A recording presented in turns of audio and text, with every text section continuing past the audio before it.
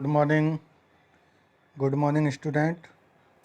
मैं विमल स्वामी, आपका employment skill instructor. आपको सेकंड चैप्टर के प्रश्नोत्तरी पार्ट चल रहा था। आपने फर्स्ट चैप्टर के अपने 3 वीडियो के अंदर पूरे क्वेश्चन आंसर किए थे। अब सेकंड चैप्टर अपने शुरू कर रहे हैं।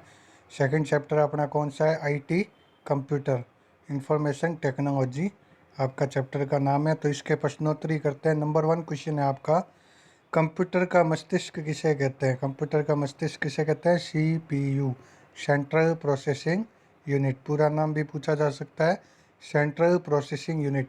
यहाँ पे इसको मस्तिष्क भी कहा जाता है और कंप्यूटर का हार्ट भी कहा जाता है। ठीक है, तो ये क्वेश्चन भी पूछा जाए कंप्यूटर का हार्ट क्या है, तो आपको क्या आंसर देना है? सीपीयू।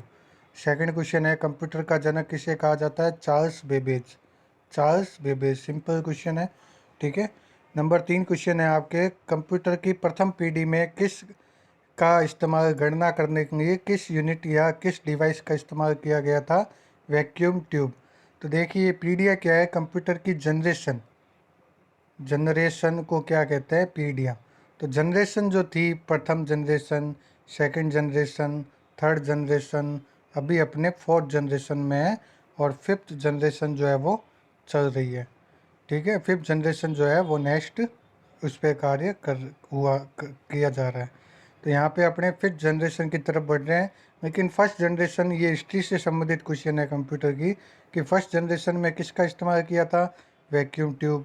सेकंड जनरेशन में ट्रांजिस्टर। थर्ड जनरेशन में आईसी। ठीक है, फोर्थ जनरेशन में आई VLS IC.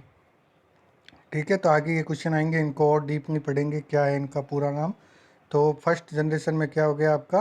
Vacuum tube. Computer की बिजली की आपूर्ति को अबाधित रूप से कौन प्रदान करता है? यानी आपका कंप्यूटर चल रहा है और कंप्यूटर को बिजली प्राप्त हो रही है। जो कंप्यूटर है वो आपका आपका किस पे काम करता है? डीसी पे काम करता है। ठीक है, तो आप इलेक्ट्रिकल के छात्र हो तो आपको ये भी पता होना चाहिए कंप्यूटर आपका किस पे काम करता है? डीसी। और अपने इसको कौन सी सप्लाई देते हैं?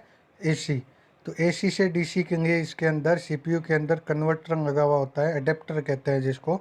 आम भाषा में क्या कहा जाता है? एडेप्टर, जो कि एसी को डीसी में चेंज करने का काम करता है। लेकिन ये पूछा है यहाँ पे, जब एसी सप्लाई बंद हो जाए, यानी अपनी बिजली की आपूर्ति लाइट चली जाए, तो क्या होगा? तो यहाँ पे कौन सा उपकरण साथ में अपने को यूज करना पड़ेगा?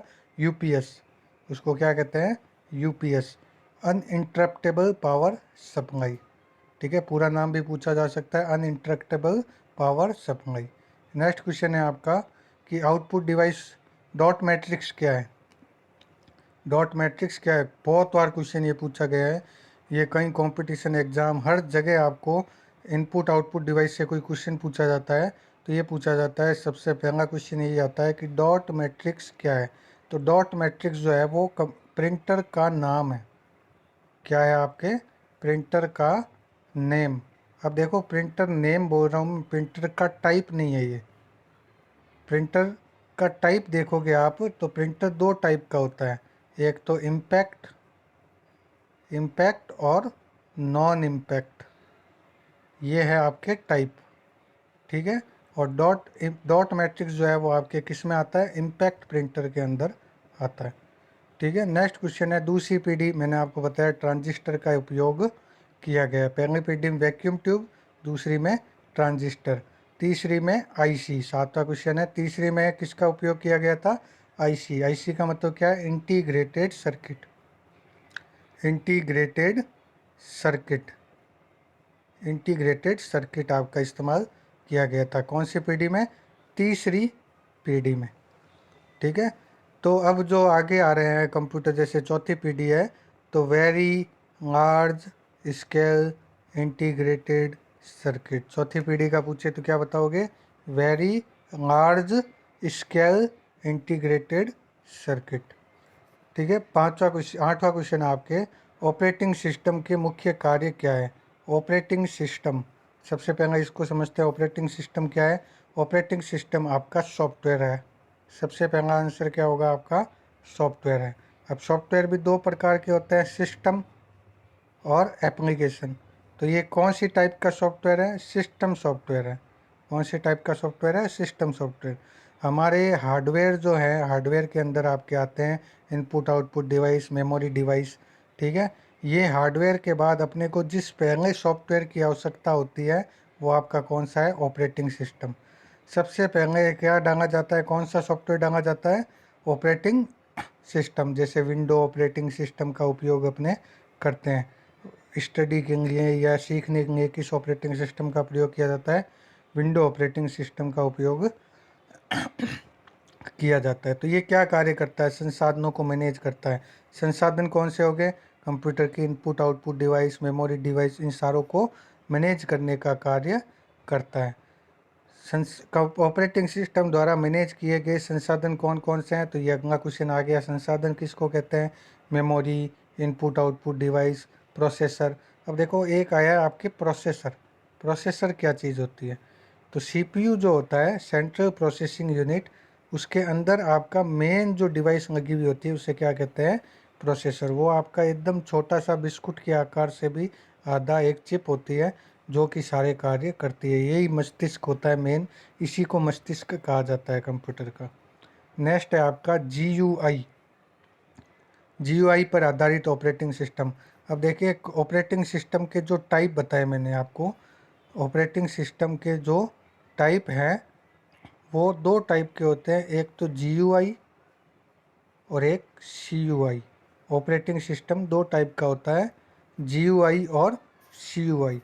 तो इसके अंदर जो आपका विंडो ऑपरेटिंग सिस्टम है जो अपने यूज करते हैं, आप कंप्यूटर लैब में कई बार बैठे हो, वहाँ पे जो टाइपिंग करते हो, माउस चलता है आपका, वो सारे आइकन के रूप में आते हैं, तो सारा ग्राफिकल है।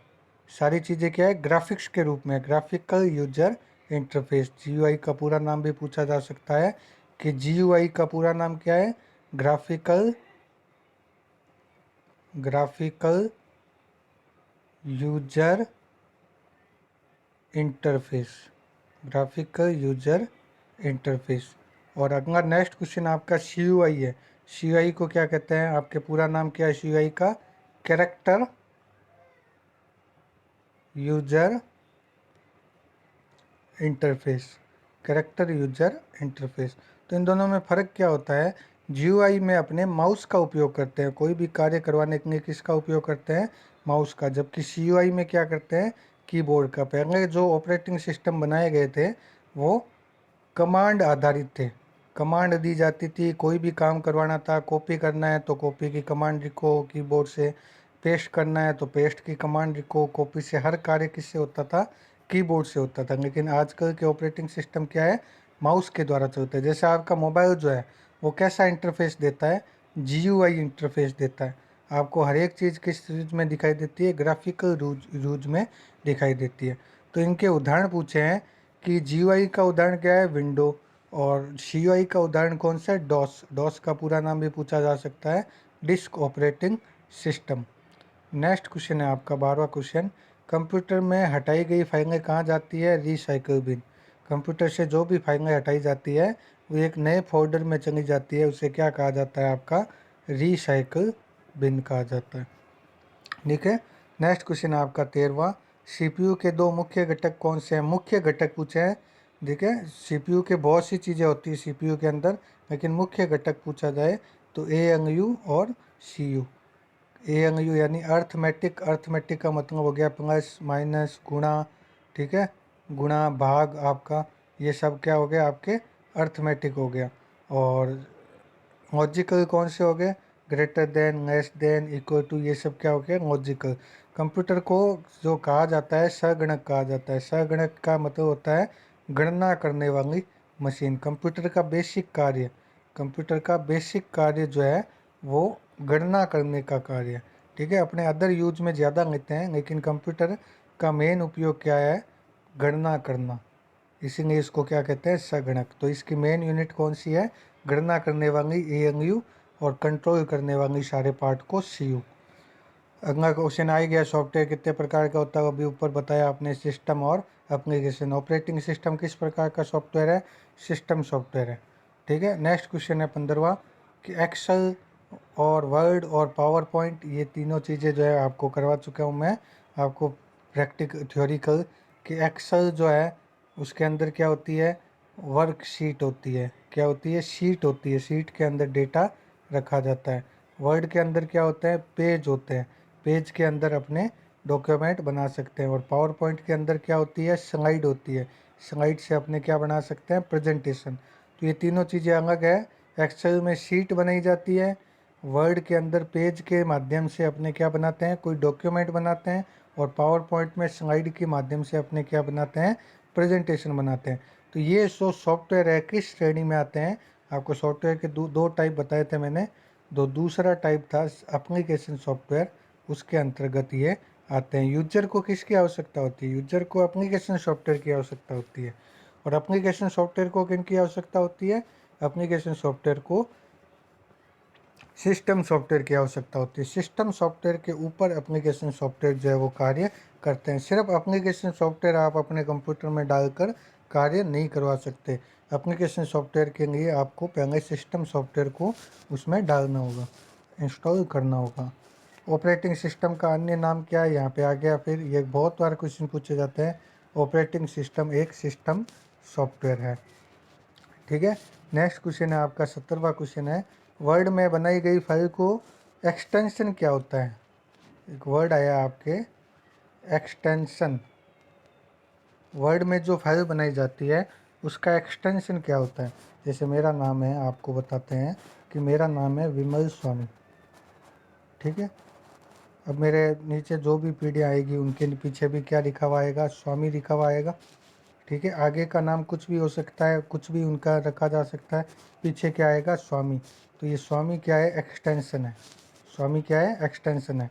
वैसे ही वर्ड में कोई फाइल बनाई जाएगी तो वर्ड कोई भी फाइल होती है उसके दो पार्ट होते हैं।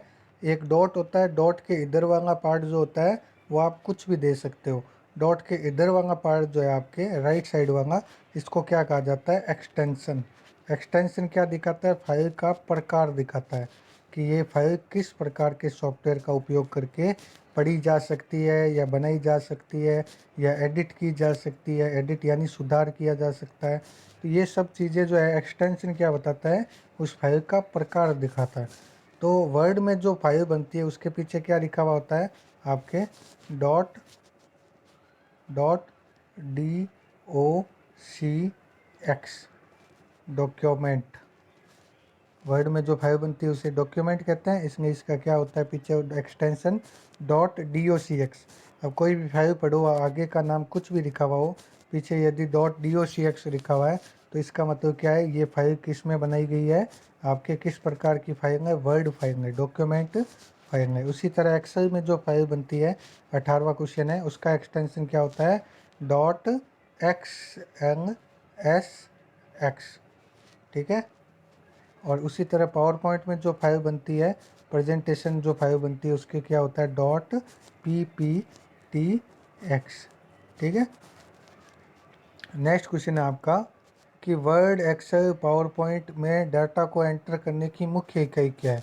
तो वर्ड में मैंने बताया पेज है, पेज के अंदर एंट्री होती है। एक्सेल के अंदर शीट होती है। और पावर पॉइंट के अंदर क्या होती है, स्लाइड होती है। तो ऊपर अपने समझाया वैसे ही उसका आंसर है कि डेटा को एंट्री कहाँ किया जाता है, वर्ड में तो किया जाता है पेज के अंदर, एक्सेल में किया जाता है शीट के अंदर, और पावर पॉइंट में किया जाता है स्लाइड के अंदर। ठीक है। एम एस एक्सेल सॉफ्टवेयर का उपयोग क्यों किया जाता है, वर्कशीट कैलकुलेशन में एम एस एक्सेल का प्रयोग क्या किया जाता है। अगर हिंदी में आपके आए तो गणितीय गणनाएँ करने, ठीक है, अकाउंट का काम करने, इन सब कामों में क्या किसका उपयोग किया जाता है, आपके एक्सेल का उपयोग किया जाता है। नेक्स्ट है, एक्सेल वर्कबुक में बाय डिफ़ॉल्ट कितनी वर्कशीट होती है।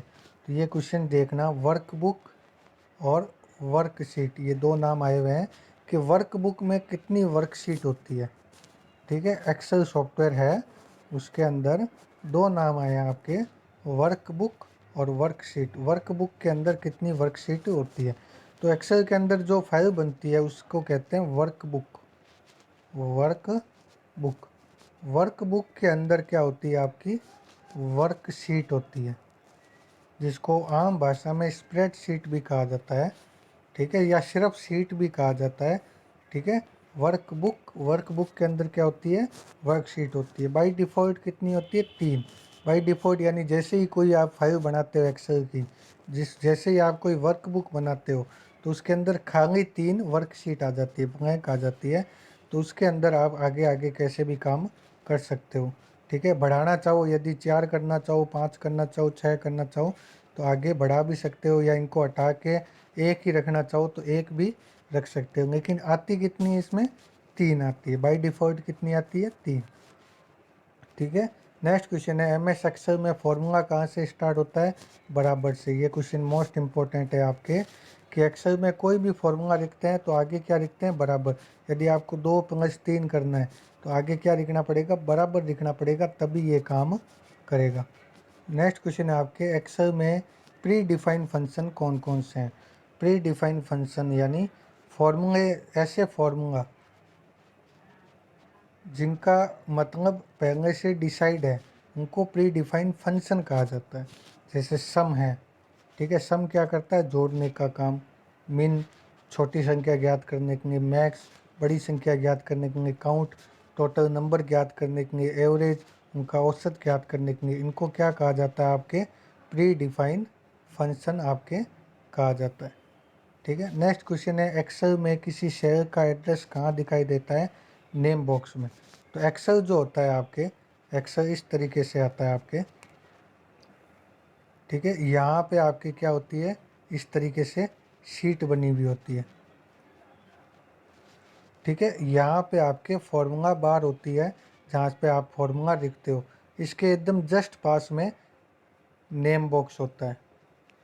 क्या होता है? Name box. तो इस नेम बॉक्स में जैसे यहाँ पे आप कुछ लिख रहे हैं, ठीक है, तो इसका 1 2 3 ABC, इसका C हो गया, और ये 1 2 3 3, तो C3 है इसका एड्रेस। क्या हो गया इसका? C3। तो ये C3 कहाँ पे प्रदर्शित होता है अपने को? फॉर्मूला बार के जस्ट पास नेम बॉक्स के अंदर प्रदर्शित होता है। ठीक है, तो आज अपने इसमें क्वेश्चन जो है 25 किए हैं। इन 25 क्वेश्चनों को आप क्या करोगे? इसी वीडियो को देखते हुए आप पॉज कर करके सारे क्वेश्चन को लिखोगे। इन सारे क्वेश्चनों को आपको कॉपी के अंदर नोट करना है और मेरे को यहाँ पे ग्रुप के अंदर भेजना है। तो मैंने 3-4 बच्चों का देखा है, वो 3-4 बच्चे जो है उन्होंने अभी लिख के फर्स्ट चैप्टर जो है वो भेजा हुआ है, बाकी बच्चे नहीं भेज रहे हैं। तो ये ध्यान रखना, आपके ये कोर्स जो है वो पूरा कराया जा रहा है ऑनलाइन माध्यम से। हो सकता है आपकी क्लास लगने में थोड़ा और दिन लग जाए, जो महामारी फैल रही है उस हिसाब से थोड़ा और टाइम लग सकता है। तो यदि आप अभी से ढिलाई करोगे तो आप पीछे रह जाओगे। तो पीछे रह गए तो आपको फिर क्या है, दिक्कत हो जाएगी आगे कवर करने में। तो ये काम आप ज़रूर करोगे। और एक अपने टेस्ट लिया था, उसके बारे में अपने बात करते हैं कि कई बच्चों ने टेस्ट दिया था, कई बच्चों ने टेस्ट नहीं दिया था। ये ग्रुप बनाया था मैंने, अभी तक इसमें सिर्फ 21 मेंबर ही जुड़े हैं। ठीक है, इसका मैंने ये टेस्ट करवाया था आपके 25 अप्रैल को। आपके 25 क्या, ये देखो, ये करवाया था मैंने 23 अप्रैल को टेस्ट कराया था। तो इस तरीके से आपका टेस्ट शुरू हुआ था। 10 क्वेश्चन थे आपके, 10 क्वेश्चन थे, प्रत्येक क्वेश्चन जो है वो 1 मिनट का था। तो इस तरीके से टेस्ट जो है वो आगे चला था। फर्स्ट क्वेश्चन आया, तो फर्स्ट क्वेश्चन के अंदर आपके जैसे इन ने 1 मार्गी, इन 2 ने ये आंसर दिया था। लक्ष्मीकांत ने, जयचंद ने 1 मार्गी कहा था, और डी मार्गी जेठमल राठौड़ ने दिया था। तो इस तरीके से सारों का दिखाते भी है इसमें किसने क्या आंसर दिया, तो आप ये भी देख सकते हो इसके अंदर। तो इस सॉफ्टवेयर के द्वारा आपको नेक्स्ट टेस्ट जो है वो 2-3 दिनों के अंदर आपको बताया जाएगा, फिर आपका करवाया जाएगा।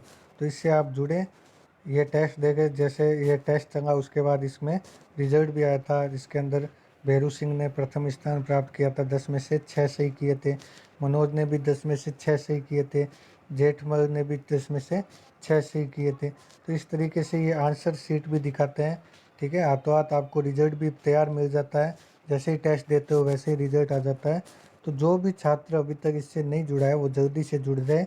1-2 दिन में 1-2 टेस्ट और करवाए जाएंगे, तो आपको इससे जुड़ना है ये वीडियो देखने के बाद। तो आज अपने इतना ही करेंगे। ठीक है, थैंक यू।